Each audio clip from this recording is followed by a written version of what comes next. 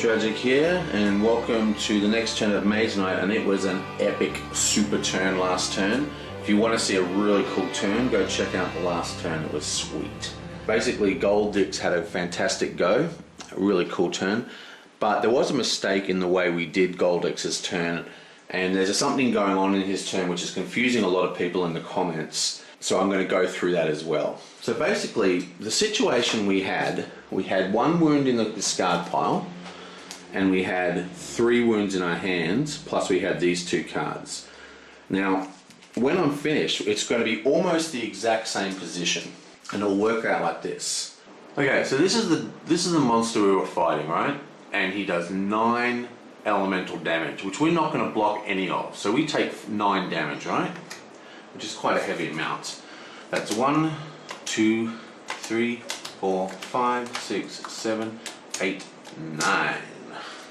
Now, because we've taken 9 damage, right, the way we did it is that we just took the damage in the face, which means we ended up with 5 damage because you divide the damage by your armor value, which in our case was 2, and we end up with 5. 1, 2, 3, 4, 5.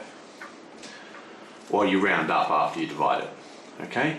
Now, 5 damage is an instant knockout, and that would completely screw up our turn, because part of knockout is that you discard all non-wound cards, which means we would discard the cards we used to kill him. But there's a way around this. Basically, we have this unit here, and this is only a wimpy little unit, and he's got 2 armor. And you can wound units, and when you wound the unit, you remove the actual damage from your total damage. So we had 5, 6, 7, 8, 9 damage total, and then we wound the unit, and that removes 2 damage from the total. So we're left with 7 damage and a wounded unit. Now, when we divide by 2 and round up, we end up with 4. But we can do it visually, which I actually prefer to do. It's much more fun. So we got wounds in our hand, we take a wound.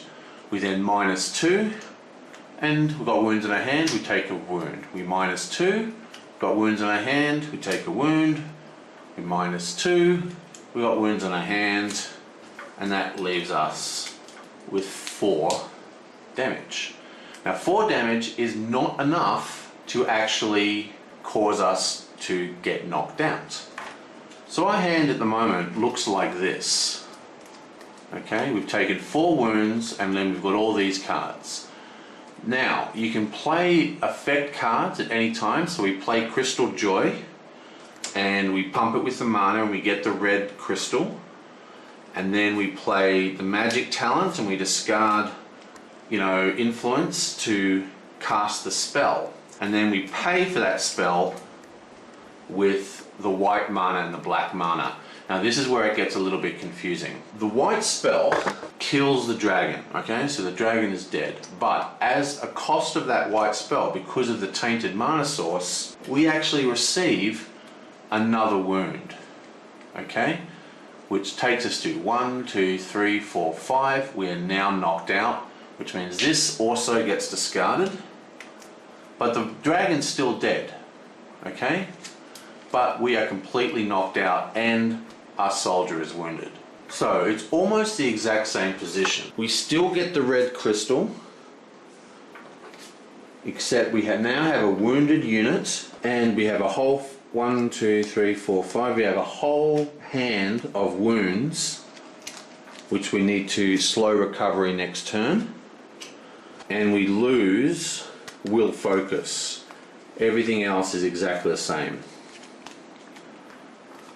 So we're almost in the same position, it's just slightly worse. Actually, I just noticed this card here has a little plus symbol as well, so we could have played that the same time that we played Crystal Joy. So it would not be discarded, we actually used it. So we're just going to say we did that and gain the green crystal. So we actually get a green crystal as well. Look.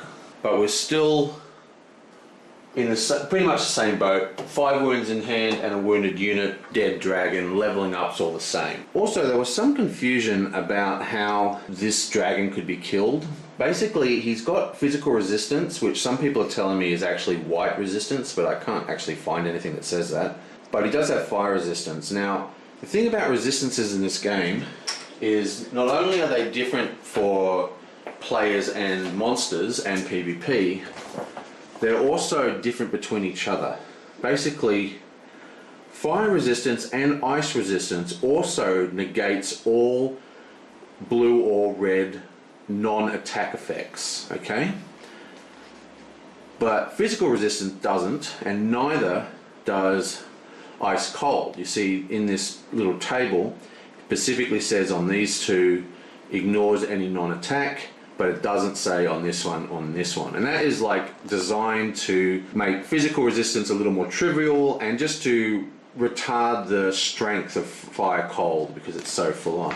And it actually repeats that information somewhere in here under the general combat with enemies rules. There you are. So fire resistance and ice resistance only. So even though he had physical resistance, we were still able to cast that spell. So that's a really good example of how the rules in Mage Knight can be kind of fiddly. I mean, basically, with resistance, right, there's 4 completely separate set of rules, all in different parts of the manual, I might add, that concern resistance. There's rules if the enemy is resistant to the player. There's rules whether the player is resistant to the enemy. There's rules for when the player is attacking another player. So it's all the same defense resistance. So it's all the same, these little symbols next to the defense, but they're different in all those cases, and they're different again for when they're on the units. And then on top of that, the actual resistances themselves don't behave in the same way. Fire and ice behave differently to physical and cold fire. So it can be very, very confusing, and even people who play the game a lot can get confused. The interesting thing is that the manual isn't confusing. The manual is actually extremely specific. Pretty much anything that any question you have is in the manual somewhere, but it's a very, and I find this with a lot of Villard's stuff, the manuals are very hard to read. Now, a lot of Mage Knight fans are like, oh, the manual's fantastic, but you know, they're saying that because they've read the manual 500 times trying to work all this stuff out themselves, and they've eventually know exactly where in the manual to look. I mean, there's a reason why geeks on Board Game Geek have written massive glossaries pointing to all the different parts of the manual. Anyway, regardless of that, the point is that the physical resistance, which people are telling me is white resistance, which I can't find anything to say it is, but even if it was white resistance, physical resistance does not negate non-attack cards. So this spell, which is a non-attack card, does actually go through. If I was using a different card, say a spell like this, because it's a red spell and he has the red resistance, you couldn't actually cast this spell. Not that that particular spell does anything to the thing, it's just an example. But anyway, he's dead is the point. Bam! And of course, that triggered the situation with the extra wound coming into the hand, which knocked him out, but we didn't have any wounds in our hand, and that's it, that's the situation. So in some ways, that's actually even more epic. Not only did he find all the huddled poor refugees cowering in terror from the dragon, not only did he fight the dragon, not only did the dragon strafe the place with fire burning all the town, but he was completely smashed, you know, in this bloody epic battle, and then in his last breath he fires out the spell, kills the dragon, it crashes in the ground, tumbles around, knocks over the buildings, and then he collapses into the arms of the villagers who take him off to recuperate, because he is a legend. He is the Mage Knight. He is Goldix, the one and only. Okay, enough of that, let's get into the turn. Woohoo! She stands up. She's ready to action, and she's going to come in here and fight this guy. And this should be a very easy fight for her because she's pretty powerful at this stage. She's going to cast a march that gives her 2 movement, and she's going to come in and attack this location. Bam. We draw out a monster, and it is nothing too heavy. Okay, this is interesting. This guy has the swiftness trait, which is that sort of arrow. Now what swiftness does is it increases the amount of damage you need to block. So this guy is doing 4 physical attack, but to block it, we need to do 8 block. So even if we don't block it, he's still doing 4 damage. We just have more to block, if that makes sense. So we need to block 8, which we can't do. But he's only 4 to kill, so he's a wimp. So we're going to let that damage go through. 1, 2, 3, 4. Now once again we do our cool little mass. So there's damage in our hand. That means we take 1 wound. And then we minus 3, and there's damage in our hand. Boom. And the reason we minus 3 is because we have 3 defense now, because we've actually leveled up. So boom, that's 2 damage in our hand. Nice. Then we're going to cast this guy for 2 attack and this guy for 2 attack. Now we've already established that that actually means attack 2 or block 2. So that is 4 attack, because this is attack 2. And that is enough to kill this guy. He is now dead. Boom. Dead. Now of course we gain 3 fame for that. So that is 1, 2, 3 plus 1 for blitz, and we go down 1 in reputation for attacking a fortified location. We remove this control marker and we replace it with one of our own. And then he's going to finish up by casting heal 3. So we're just going to play that, heal 3, take a white mana from the source. Remember, she's doing the curse, so she doesn't get a wound, and she's got the mana fixing skill, so she gets a green mana out of a white mana. So she can use green as white. So we pay that heal using the white mana, and we chuck out the wounds. There's 2 wounds in her hand, both of those are discarded. And that leaves us with mana pool and pathfinding. Nice. So I'm just going to re-roll this. It comes out as a blue. Ya bam. All this gets discarded.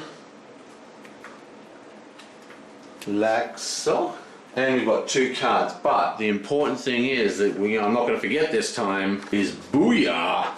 She has leveled up. Which means she gets to pick a card from here and she gets to get a new skill. Let's see what skills she gets. Remember, she can take one from the offer. Oh, both these ones are pretty nasty. Oh, these are both really good skills. Okay. The top skill is called Invocation. Once a turn, discard a wound card to gain a red or black mana token, or discard a non-wound card to gain a white or green mana token. And it's got a little caveat at the end here, is that you have to use the mana immediately. That's interesting. That's a timing issue that I'll have to look into. But it's good because, basically she's got a lot of spells. And this way she's going to be able to use wounds to generate black mana, which is going to make it a lot easier for her to cast her spells. So I think that is actually just fantastic for her. The second one is a healing ritual, which is also very, very good. Once a round, except in combat, flip this to throw away up to 2 wounds. One goes to the hand of the closest hero, the other to the wound pile. So basically, if she had 2 wounds, she could discard one from her deck, because it actually goes to the wound pile, and the other one would go to the closest hero, which in this case is Tuvok.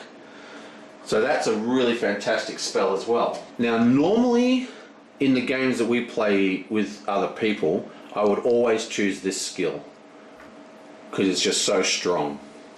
You can take wounds, you can wound everyone else anywhere on the map, it's just ridiculous. But because this is Blitz and it's only 2 days and 2 nights, we really need the ability to pound those cities as fast as possible. We want to discover them, all the cities in the next turn, and get them down.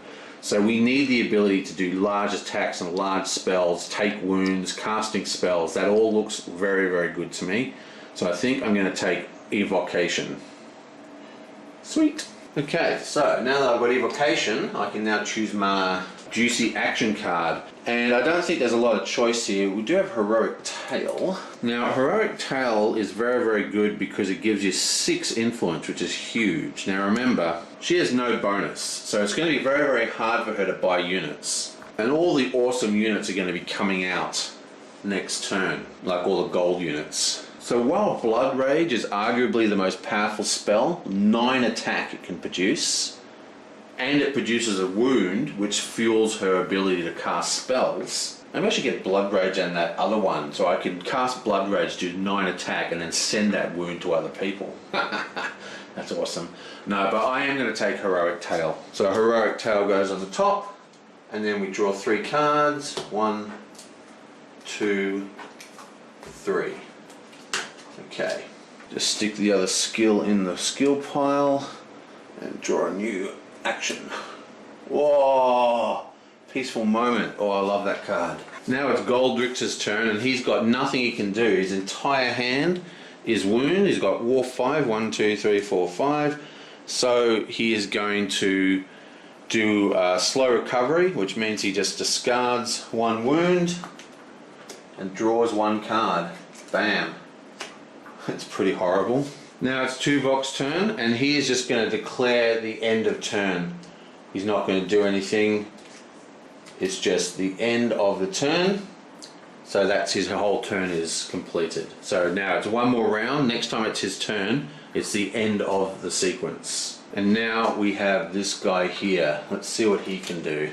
He wants to try and squeeze something out. He either wants to explore or he wants to kill whatever's in there. You know, the thing is, we've got a move, we've got a rage, which is only 4 attack, and we've got, this doesn't do anything for us, we've got a wound, but we do have ice block, so we're pretty good on block, but I think what we're going to do is we're just going to do a movement. So we're just going to do move, power it with a blue mana.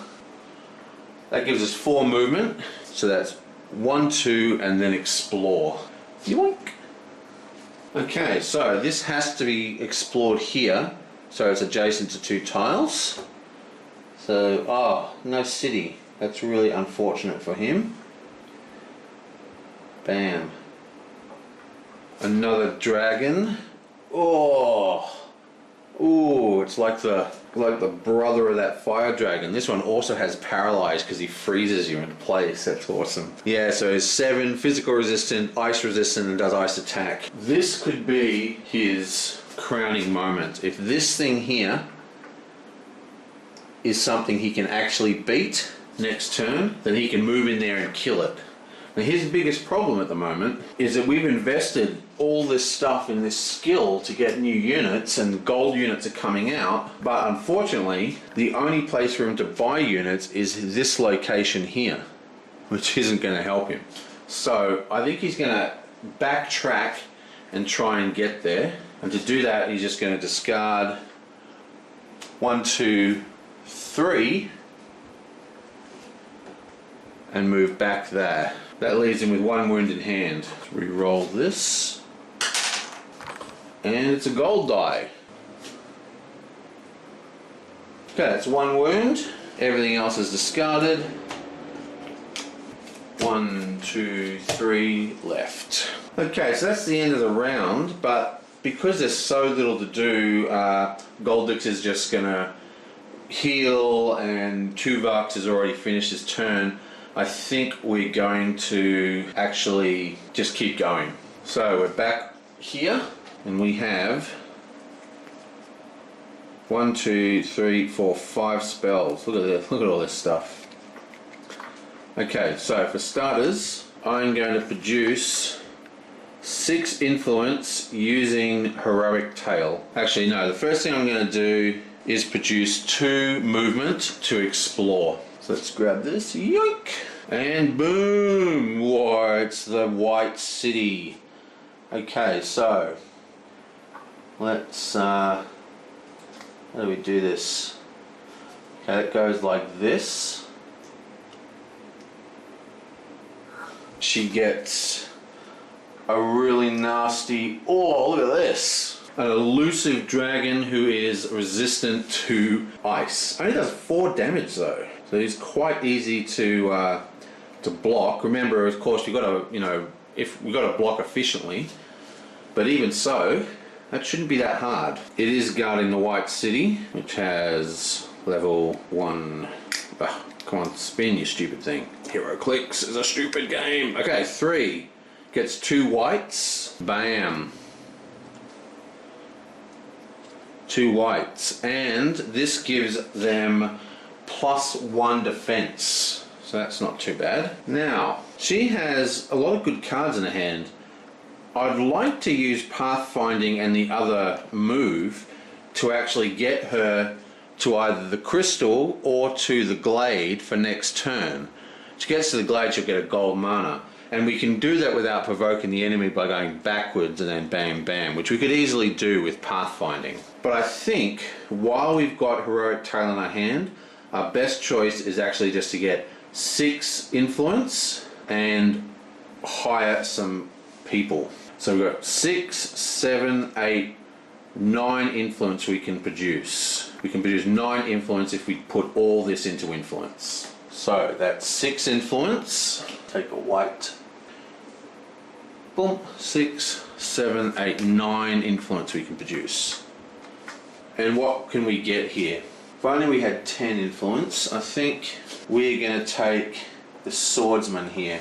And that takes 6. It gives us a block 6, which is pretty awesome. Okay, so we get our first unit for the red. So we roll this. Comes off as a red mana. And because we use Promise, we get Reputation +1 and we get Fame +1. Okay, and that is the end of her turn. Boom. If only I didn't explore. Okay, whatever. And now it's Goldrix's turn. Now this is the only card he has in hand. Diplomacy, which can produce 4 influence or use it as block. There's nothing he can do because the round is ending next turn, so he's just going to do a full recovery, but it doesn't actually make any difference. So now Tuvok, who has already cancelled his turn. So that is it. That is the end of the round. And that's the end of Night Phase 1. So a lot of stuff went down, and poor old Norwes, I really need to do something with him. I don't know what to do with him. Still, there's a lot of wounds floating around in those decks, so these might be some slow turns coming. Like last time, I'll do a recap and the tactics in a different video, and I'll see you guys next time.